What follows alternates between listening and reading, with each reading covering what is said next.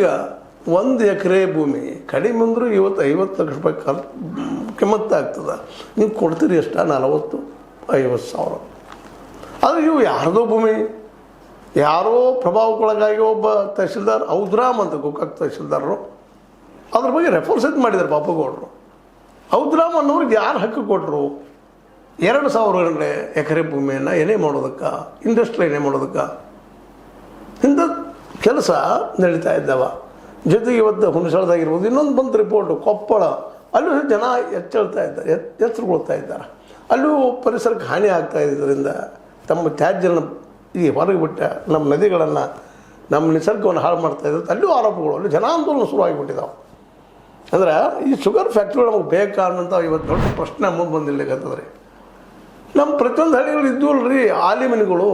ಆಲಿಮನಿಂದ ನಮ್ಮ ಬೆಲ್ಲ ಸಿಗ್ತಿತ್ತು, ನಿಸರ್ಗಕ್ಕೆ ಇಫೆಕ್ಟ್ ಆಗ್ತಾ ಇರಲಿಲ್ಲ, ಜನನೂ ಬದುಕ್ತಾ ಇದ್ರು, ಚೆನ್ನಾಗಿ ಬದುಕು ಮಾಡ್ತಾಯಿದ್ರು.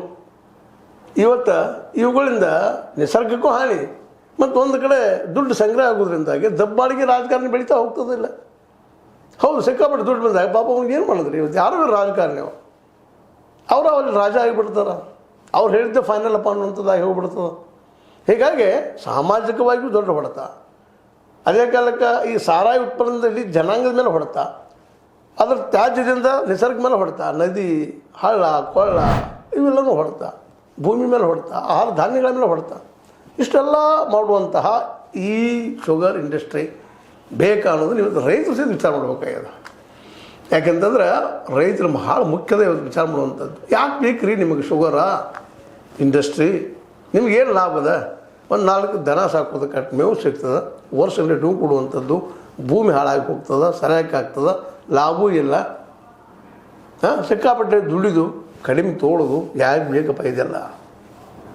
ಅದರ ಬದಲಾಗಿ ಮತ್ತೊಂದು ಇಂಡಸ್ಟ್ರಿ ಮಾಡ್ಲಿಕ್ಕೆ ಸಾಧ್ಯನಾ? ಅದು ಗುಡಿ ಕೈಗಾರಿಕೆ ಅಂತೀವಿ, ಸಣ್ಣ ಸಣ್ಣ ಕೈಗಾರಿಕೆ ಪ್ರತಿಯೊಂದು ಹಳ್ಳಿಗಳಲ್ಲಿ ಬೆಲ್ಲ ತಯಾರು ಮಾಡೋದು, ಅರಿವಿನ ಆಗಿರ್ಬೋದು, ಬಟ್ಟೆ ತಯಾರು ಮಾಡೋದಕ್ಕಲ್ಲೇ ನೇಕಾರರಿದ್ದಾರೆ. ಪಾಪ ಅವ್ರು ನೇಕಾರ ಉದ್ಯೋಗದ ಎಷ್ಟೋ ಊರುಗಳು ಇವತ್ತೇನಪ್ಪ ನೇಕಾರಿಕೆ ಊರುಗಳು ದಿವಾಳಿಯಾಗಿ ಹೋಗಿಬಿಟ್ಟಿದ್ದಾವೆ.